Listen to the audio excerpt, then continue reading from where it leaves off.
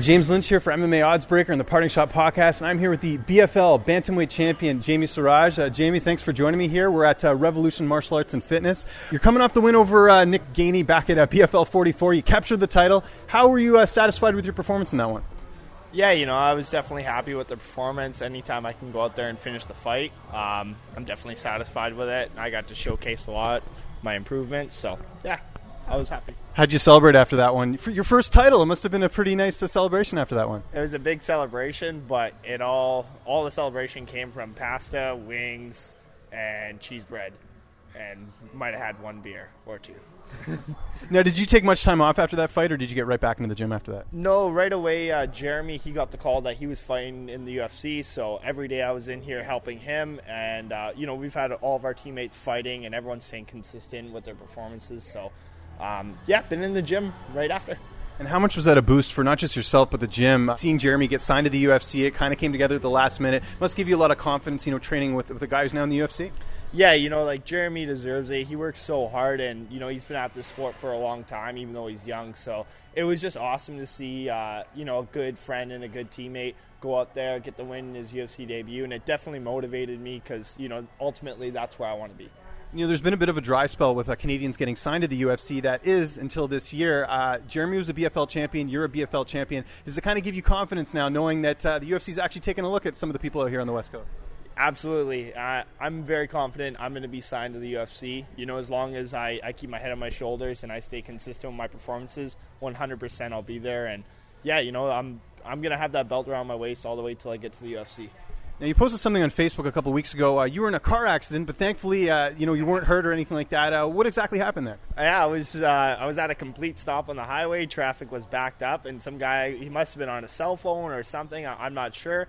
And he smashed into my car doing about 80 kilometers an hour, and his car was completely totaled. And luckily, there was no damage done to me or my car, really. So it was got someone looking out for me, apparently. Yeah. Well, I was going to say, your first thought must have been not again, because I know you were supposed to fight a couple months ago for the BFL title to defend it. That didn't happen. What exactly happened there? Was it an injury? What sort of prevented you from fighting in that fight? Yeah, I really just needed more time. I had quite a few bumps and bruises from the last training camp and the last fight. I didn't go in there healthy again. So I just wanted to make sure that when I go in there this time, I'm 100% and I'm healthy and able to compete. And that's the way it played out. And I'm glad I waited.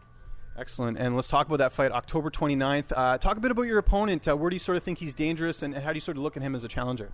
Yeah, Cole, he's a well-rounded guy. He's pretty dangerous everywhere. He's got good stand-up, good wrestling, good jiu-jitsu. I think I'm more well-rounded than him. In every area where he can fight, I'm going to be better than, and I also have more experience.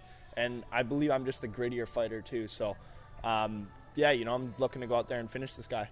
Excellent. And who are some of the people helping you get ready for this fight? We're at Revolution, but I know you also split time at TriStar Vancouver.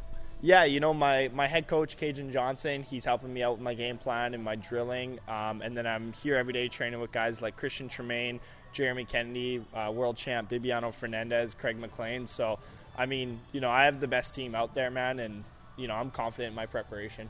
We're a couple weeks out from the fight. Actually, we're about a month away from the fight. The weight cut, does that process start now? Are you going to kind of strict on your diet and everything? Yeah, I eat pretty clean year round, but yeah, it's a pretty big drop for me to get down to 135. So I'm diet kind of started already, and just eating clean and trying to get as much carbs as I can before the bad and the shitty part starts. What's one thing you're going to really miss in your diet that you can't eat right now? Pasta, yeah. I dream about it. Is that you already have that organized post-fight? You got a big plate of pasta? Oh yeah, I know what I'm going to eat. I got wings, pasta, and then at the end of the night, I'm going to have a Stella. And who's going to be in your corner for this fight yet? Do you know? I'm going to have Tyler Jackson from here in Revolution, my boxing coach, Cal Bennett, and then my head coach, Cajun Johnson, and Darwin Douglas, if he's kicking around. Haven't seen him in a while, but yeah, I should have Darwin in my corner too.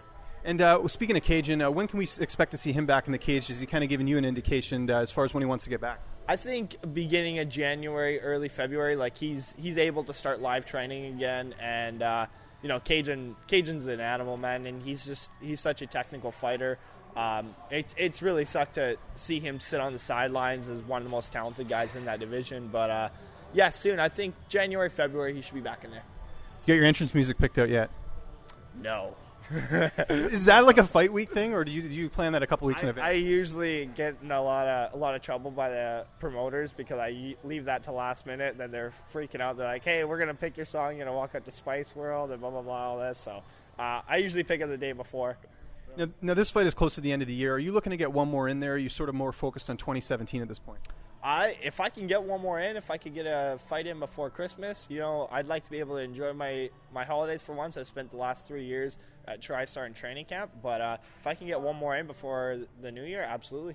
All the talk right now with Canadian MMA is TKO coming back. They got their show on November 4th, and there's a lot of talk of them being sort of the next big thing, being on Fight Pass and all that. But a lot of the Western guys I've talked to, they want to fight the TKO guys. You sort of feel the same way, like as far as doing like an East versus West matchup there.